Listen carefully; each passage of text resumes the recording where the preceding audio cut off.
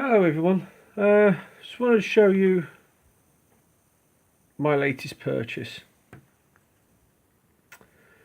I bought these Class 91 motors to repair my intercities with. Now I've been having some issues with CD drive motors, which is this one here. Here's one of my intercities currently. The CD motor drive in it. Now, as most of you have known and probably followed on YouTube, you have to drill a dirty great hole here where the copper bush usually sits.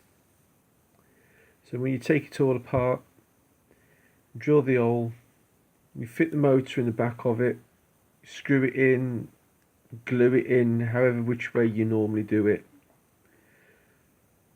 and it runs fine.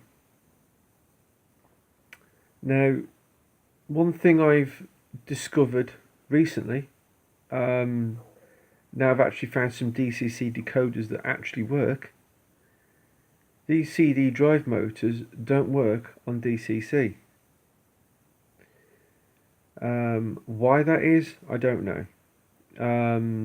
It's probably the type of decoder I've got, or it's the motor. I don't know.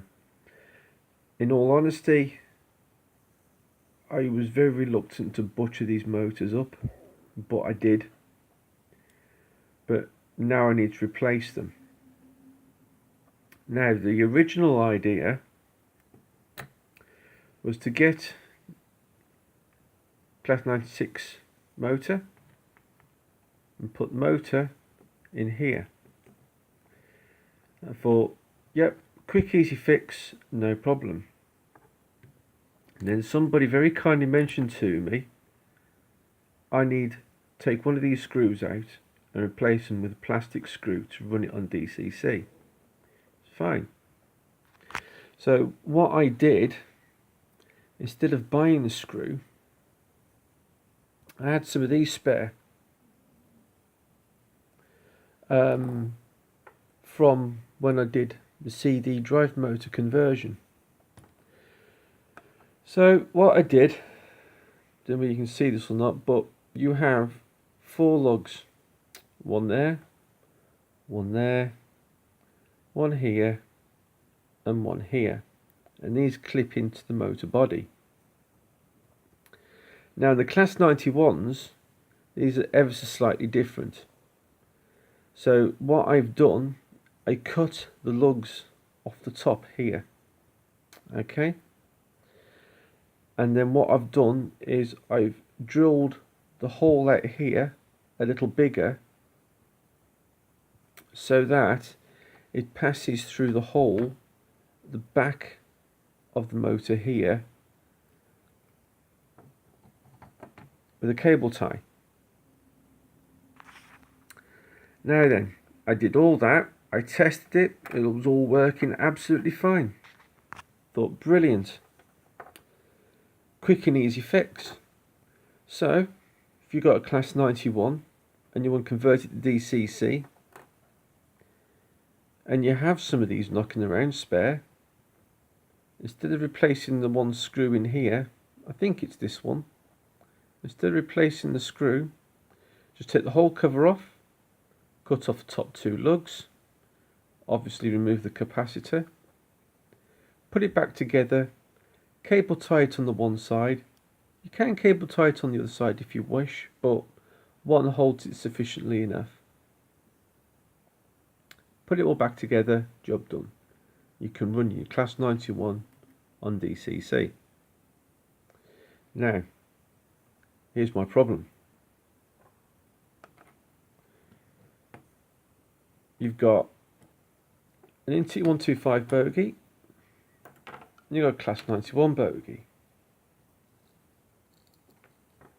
Now, through my own stupidity, looking at these, I thought, they look the same. Oh no, they're not. The wheelbase, line it up, the wheelbase on the Class 91 is much wider than the wheelbase on the Intercity 125. So how do you fix this? Well, that CD drive motor's got to come out, hasn't it? So what I did, I took it out of the bogie, stripped it all down, removed the motor, one offending motor,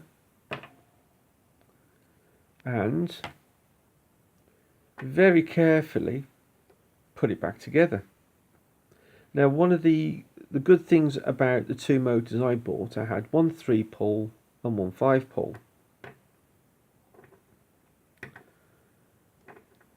Now, the 5-pole motor I thought would be an excellent upgrade to the Intercity 125, which is why I bought them to begin with.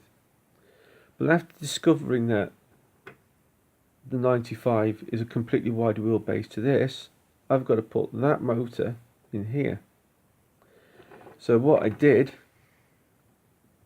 is I've very carefully, you won't be able to see this, but I've very carefully removed the brass bearing behind the cog here,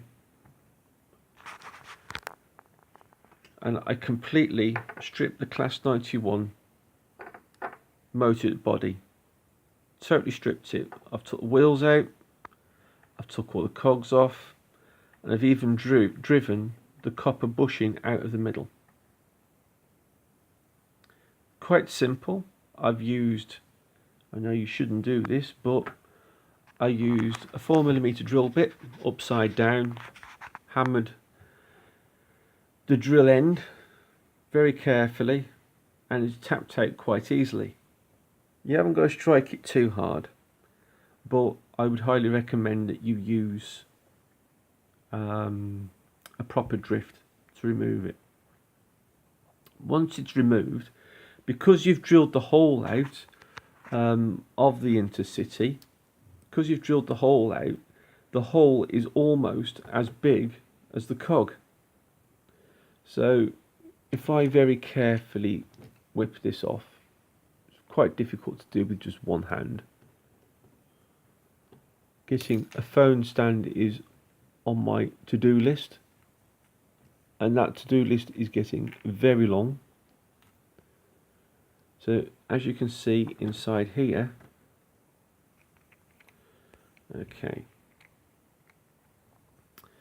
inside here you can just about see the hole that's been drilled out on the back there,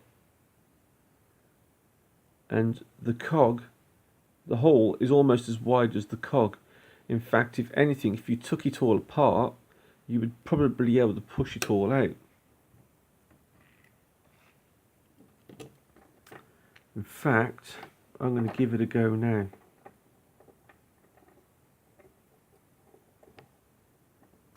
Let's have a look. Bear with me a minute, people, as I try to get it all in pieces.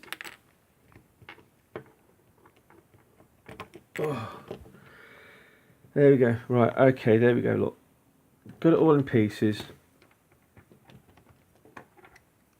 So you can quite clearly see here that, I'll get my fingers out of the way, there's the screw there holding the motor in place. So I'll undo the screw and we'll come back to you in a minute. Okay, sorry about that. Right, okay, done. So you can see the dirty great hole in there, and here's the motor with the cog still attached to it, and the motor, literally I've unscrewed it and it's fallen straight out. And as you can see, look, the cog just goes straight through, look. Okay, so in all intents and purposes now, thank you very much for your suggestions, people, but now my motor is buggered. So you think. Now, this you've got to do really, really, really carefully. Now, on the original sets, where you still have the brass bearing in there, the bearing is raised ever slightly above. If you have a look at an original set, you will notice what I mean. But for now, that is ruined. So then we go back to the Class 91. Everything's all been stripped off. I've took the wheels off, the cogs. I've pulled the cog off in the centre of the motor very carefully and removed the motor and also the magnet. Then what I've done is I've very carefully, with some aldite, mixed it together. I've mixed it together and I've set the brass bearing. You can't really quite see it really, but I've reset the brass bearing behind the cog here in the hole. And then what I've done is I've got a little cap like this, little cap like that. Just be very careful because it's got a bit of an indentation in the middle there on this particular one. But the way I got around that is I got a piece of tape, put a piece of tape over the top just to cover up that indentation in there. And then what I've done is I'll use this as an example. I've placed the motor over the top of that there like that. I've then put aldite around the edges and then set the bearing inside so it's flush with the back.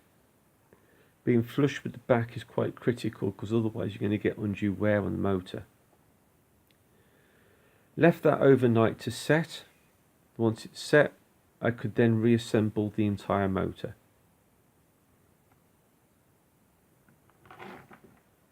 And here it is, fully reset.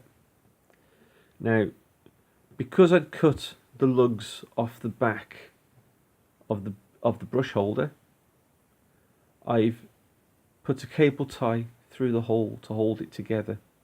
And as I said before, you can put one on the other side if you so wish, but one holds it sufficiently enough and it's not going anywhere. I've tried to prise it apart and it won't move. So there you go. So if you have converted to these CD motors, and like myself you haven't had too much success out of it, I wouldn't completely write it off. It's a very good idea for DC, but I'm not really 100% sure as to whether it's actually a very good idea for DCC. But you live and learn, and you have to try these things in order to find out what happens. So anyway, so these are going to go in the bin. They work fine, but they're not going to be for me anymore. I'm going to stick with the original item. Now, one other thing I also have done also is the Class 91 wheels actually do fit also. Only difference being is they've got a black inset instead of a grey inset like the Intercity.